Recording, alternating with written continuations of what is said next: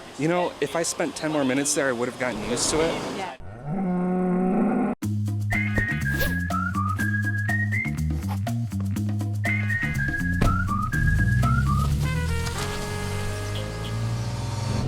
Where are we going? We are headed to the Wagner farm in Postingkill, New York to check out the heifers with the vet. I'm not really sure exactly what that means. All I know about heifers is from like Rocco's Modern Life. And that's our morning. Today is going to end up being a journey of us trying to find the a cows. farm, yeah. I don't want to scare the cows. We're here.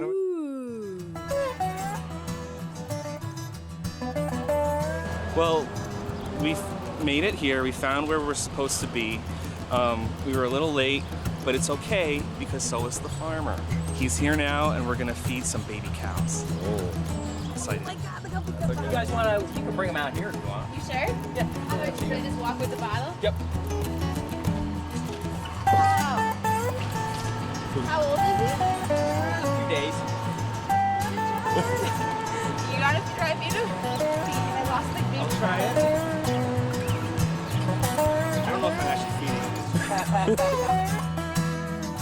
My name's Keith Wagner. We're at Wagner Farms here in Postingkill, New York. We're a 400 cow milking dairy. Been in business since 1952.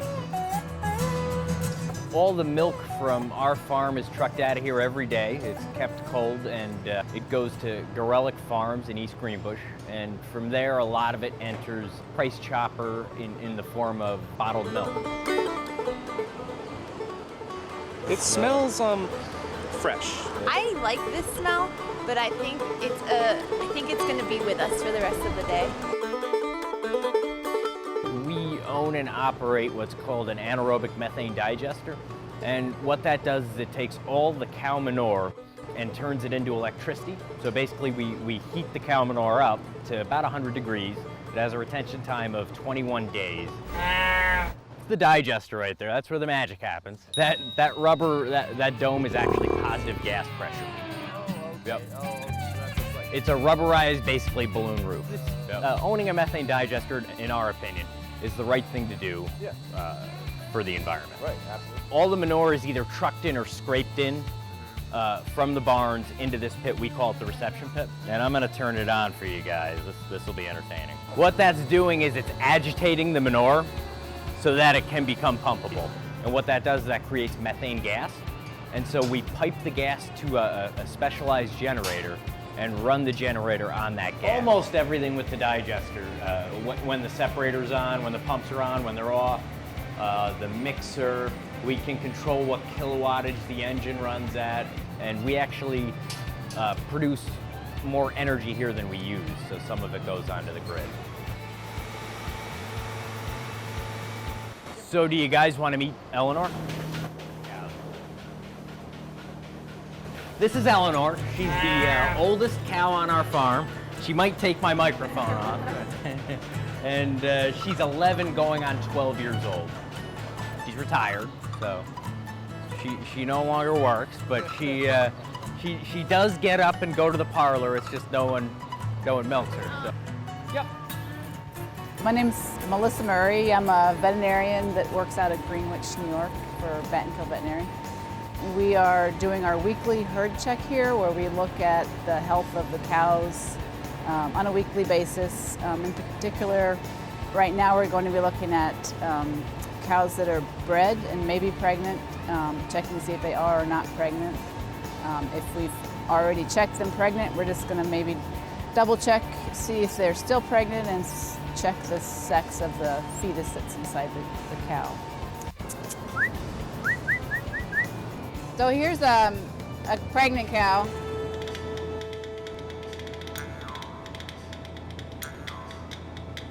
This, that's the baby right in the middle, that white dot. And if you look really close, you can see a heartbeat on it. It's kind of a little flutter in the middle. I mean, I think it's very interesting. It's very necessary. I really like how it's an ultrasound thingy. I think it's really cool. I just don't know what to ask somebody when their hand's up on the cows.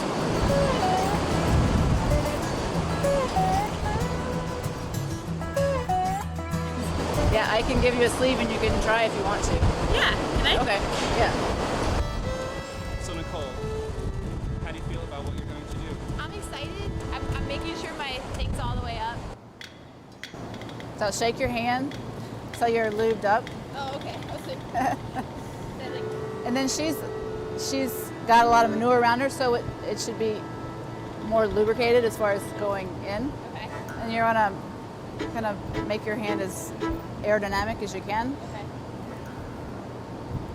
And I'll move her tail over for you. Go right in. Right in. Let's move your arm in a little bit farther.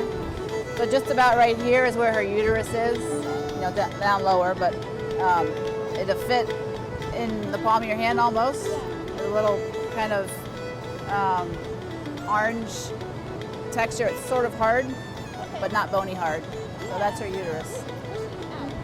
She's pushing out on you, yeah. She thinks you're manure. Oh, I'm not.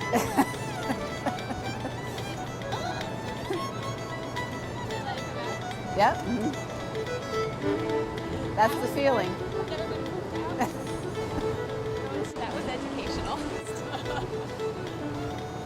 Yay. Did you want to try it? If it's okay, I think you should. And maybe the same cow, she's a pretty good patient and she's all kind of ready and you guys can feel the same thing. It helps, because your arm is a little bigger to get a little more wet up. Up top. Oh, there's 2 holes. Top hole. That one right there. So when your arm is in about almost up to your elbow, you'll be able to, with your hand, feel her uterus, if you can. That's interesting. Uh-huh. So that's how we check for pregnancy, but in sick cows, we'll always do a rectal to check. You got dirty.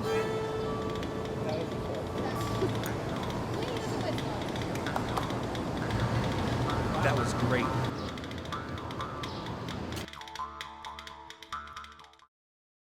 Thanks for watching this episode of Field Trip. We hope you enjoyed it. You can check out this episode or our past episodes out at WMHT.org/fieldtrip, or check us out on Facebook where you can like and comment on our videos. And let us know where you think we should go next.